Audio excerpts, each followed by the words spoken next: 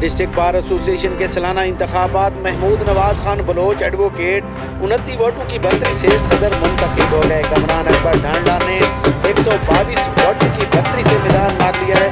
عام خبر ہے جو ہم آپ کو آگاہ کر رہے ہیں کہ ڈسٹرکٹ بار ایسوسی ایشن کے سالانہ انتخاب ہوئے ہیں۔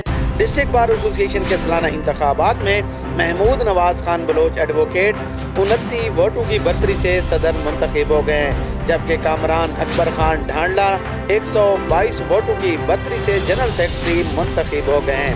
محمود نواز خان بلوچ نے 241، مد مقابل امیدوار رانا انتظار حسین نے 212 ووٹ حاصل کیے۔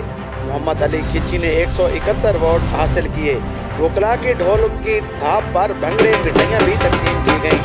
اس موقع پر ملک مظہر حسین گویا ایڈوکیٹ نے اعلان کیا۔ ملک مظہر حسین گویا ایڈوکیٹ ممبر پنجاب بار کونسل نے جیتنے والے امیدواروں کا اعلان کیا ہے۔ جیتنے والے نو منتخب صدر محمود نواز خان بلوچ ایڈوکیٹ اور جنرل سیکرٹری کامران اکبر ڈھانڈلا نے تمام وکلاء کا شکریہ ادا کیا ہے۔